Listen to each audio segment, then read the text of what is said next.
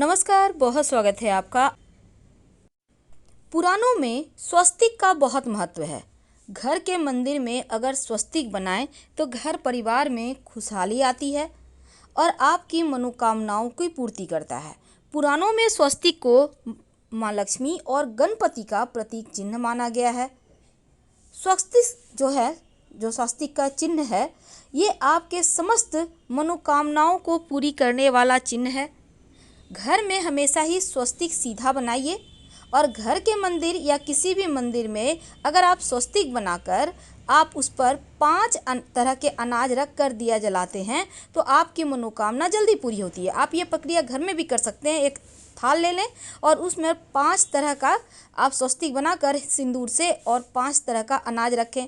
चावल है, गेहूँ है, मूंग है, इस तरह से 5 चीज़ें रखिएगा और फिर इसके ऊपर दीपक रख कर आप जलाइए तो आपकी समस्त मनोकामना पूरी हो जाती है।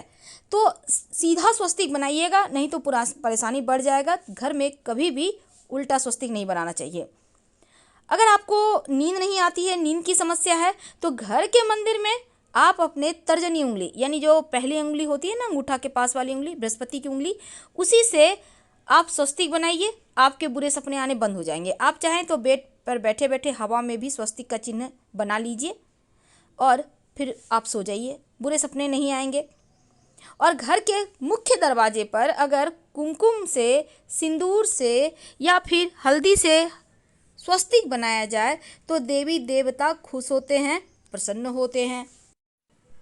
नवरात्र के दिनों में पूरे 9 दिन तक माता रानी की विधि विधान से हर कोई पूजा करता है, लेकिन आज हम आपके साथ कुछ और बात करेंगे।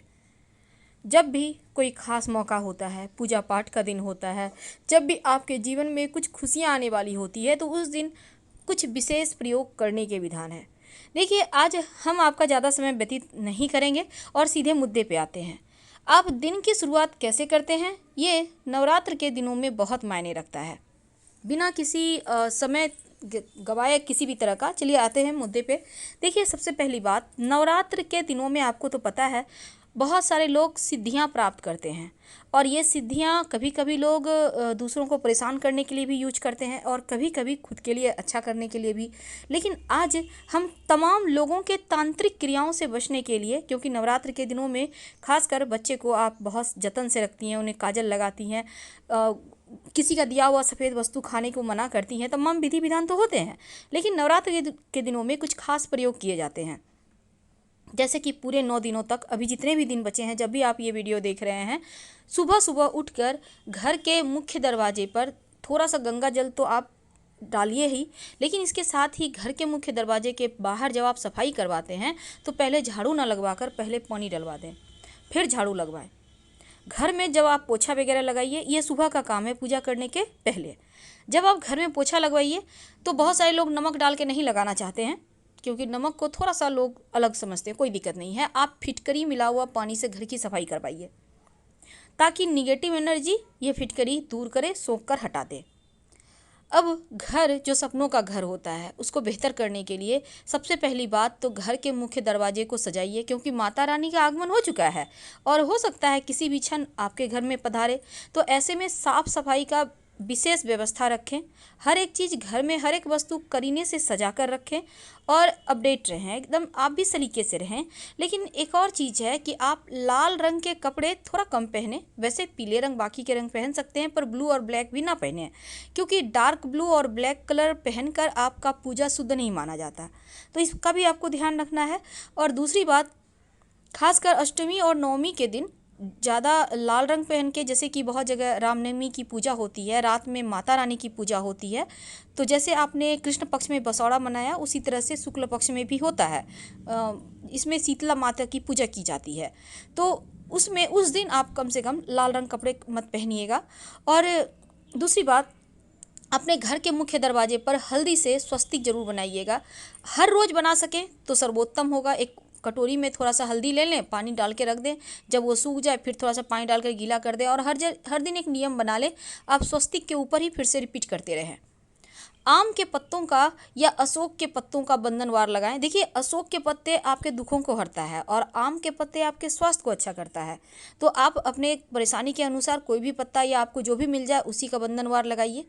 और इसके बाद आप घर के मुख्य दरवाजे के अंदर दाहिने तरफ, याद रखिए, मुख्य दरवाजे के अंदर, जैसे आप घर से बाहर निकलेंगे ना, तो अंदर की तरफ दाहिने तरफ एक बर्तन में, कोई भी बर्तन हो सकता है, कांच का, प्लास्टिक का, आपके घर में स्टील का है, जो भी बर्तन है, मिट्टी का है, आप उसी में जल भरकर, पानी भरकर रखिए और 2-4 पंखुड़ी अगर फूलों की हो तो डाल दीजिएगा। हर रोज़ यानी अगले सुबह इसको किसी पौधे में डाल दें और फिर से फ्रेश पानी इस तरह से आप भर के रख लें। निगेटिव एनर्जी को तो वो पानी सोखेगा ही, साथ ही आपने जो ये इसमें फूल रख दी, फूलों की पंखुड़ी रख दी, तो ये माँ दुर्गा को स्वागत के लिए है और स्वस्तिक का निशान हर हाल में आपको बनाना है, याद रखिएगा। अब हम थोड़ा और आगे बढ़ते हैं। अब आप जैसे स्नान वगैरह कीजिएगा तो नहाने के पानी में अगर आपके लिए संभव हो तो तुलसी के पत्ते डाल के नहा सकते हैं। बहुत सारे लोग पवित्र नदी सरोवर में नहाते हैं, आप चाहें तो गंगा जल डाल के नहा सकते हैं। आप चाहे तो इस पानी में कई बार क्या होता है, आपका गुरु कमज़ोर है, विवाह नहीं हो पा रहा है, तो बच्चों को हल्दी डालकर नहलाइए। जो छोटे बच्चे हैं उनको फिटकरी डालकर नहलाइए या नमक डाल के नहलाइए, नज़र दोष नहीं लगेगा।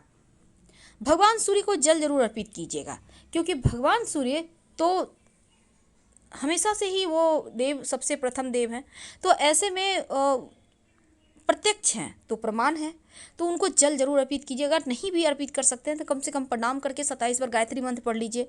गायत्री मंत्र एक ऐसा मंत्र है जो आपको विपरीत से विपरीत परिस्थिति में भी संभाल लेता है। अब थोड़ा और आगे बढ़ते हैं। देखिए, माता रानी को मनाने का बहुत सारे विधान है। आज हम आपको सिंपल बात बताएंगे। नवरात्रि के 9 दिनों में किसी भी दिन लाल धागा, मौली धागा होता है ना, आप लेकर माँ दुर्गा के मंदिर में जाएं। अब कोरोना का वक्त है, ज़रा संभल के ही जाइएगा और घर में ये उपाय नहीं कर सकते आप, इस बात का ध्यान रखिएगा। जहाँ भी है, मानते हैं दुर्गा जी की प्रतिमा स्थापित नहीं होती, पर आप चले जाइए। अगर दुर्गा जी का मंदिर नहीं है आपके एरिया में तो फिर कोई बात नहीं है, आप जो भी भगवान का मंदिर है वहीं चल जाइए। वहाँ पर पाया है मंदिर में, ग्रिल है मंदिर में, उसी में अपने मन्नत की ये धागा अपनी मन्नत कहते हुए बांध दीजिए, आपकी मन्नत पूरी हो जाएगी। अगर आप ये उपाय कर लेते हैं तो आपकी मन्नत हाथों हाथ पूरी होगी और जीवन में इसके पॉजिटिव रिजल्ट भी मिलेंगे देखने को। ये तो थी बहुत सिंपल बात। अब हम एक खास बातें जानते हैं। देखिए, आप जिस भी भगवान को प्रसन्न करना चाहते हैं, जैसे कि आप शिव जी को प्रसन्न करना चाहते हैं, श्री हरि को प्रसन्न करना चाहते हैं, जो भी भगवान को आप चाहते हैं वो प्रसन्न हो जाएं, तो आप घर में स्वस्तिक बनाइए और उसी के ऊपर देवी या देवता की मूर्ति, तस्वीर रख दें। इससे देवता खुश हो जाते हैं और आपके अगर घर में मंदिर है, पूजा स्थान है, तो आप उनके आसन के ऊपर भी स्वस्तिक का चिन्ह बना सकते हैं। और साथ ही आप चाहें तो एक चांदी का स्वस्तिक मार्केट में मिलता है, लाकर स्थापित करके उसकी पूजा कर सकते हैं। जीवन में कभी भी धन की कमी नहीं होती। धन लाभ के लिए खासकर घर के मुख्य दरवाजे पर ही स्वस्तिक बनाना है आपको। और इसके साथ ही नवरात्र के दिनों में पूरे 9 दिनों तक रोज शाम में कपूर और लौंग जलाकर आरती करें और जब वो ठंडा हो जाए तब घर के मुख्य दरवाजे पर छिड़काव करें और बाकी बचे हुए पानी को किसी पौधे में डाल दें। ऐसा करने से निगेटिव एनर्जी से बचे रहिएगा। रोज शाम में कपूर और लौंग जलाकर ही आरती करें। अगर आप घी का दिया जलाते हैं तो उसमें 2 लौंग डालकर ही जलाइए, सुबह में भी और शाम में भी। और इस दीपक में जो धागा होगा ना, वो लाल वाला धागा लीजिएगा, क्योंकि लाल धागा लक्ष्मी को आकर्षित करता है। रुई वाला धागा मत यूज कीजिएगा, यानी रुई मत यूज कीजिएगा। यहाँ पर लाल धागे की बात करें हमने। अब एक छोटा सा प्रयोग, बहुत सिंपल है लेकिन इसके फल आपको मिलेंगे। देखिए, नवरात्र के दिनों में एक छोटा सा प्रयोग किया जाता है उल्टा स्वस्तिक का। अभी तक हमने आपको कहा कि एक सीधा स्वस्तिक कैसे सिंपल तरीके से आप घर के मुख्य दरवाजे पर बनाएं, लेकिन एक उल्टा स्वस्तिक आपकी समस्त मनोकामना को पूरी कर सकता है। क्या करेंगे? किसी भी दिन माता रानी के मंदिर जो जाए, मंदिर में यानी घर में नहीं करना है, ये बाहर जाके करना है। अगर आपके घर के आसपास दुर्गा जी का मंदिर नहीं है तब आप किसी भी देवता के मंदिर में कर सकते हैं। क्या करेंगे? आप अपने घर से सिंदूर में थोड़ा सा घी या सरसों तेल मिक्स करके किसी भी पास के मंदिर में लेके जाइए। अब मंदिर के दीवार पर एक उल्टा स्वस्तिक बना दें। अब उल्टा स्वस्तिक, देखिए ये वाला सीधा स्वस्तिक है, लेकिन उल्टा स्वस्तिक यानी स्वस्तिक में जो 4 भुजाएं हैं वो उल्टा हो जाएगा। तो उल्टा स्वस्तिक ठीक इसी प्रकार से आपको बनाना है और मन्नत कहकर अपने घर आ जाइए। जब आपकी मन्नत पूरी हो जाए तब फिर से उसी स्थान पर, उसी मंदिर के दीवार पर आप जाकर एक सीधा स्वस्तिक वहीं पर साइड में बना दीजिए और भगवान को प्रणाम कीजिए।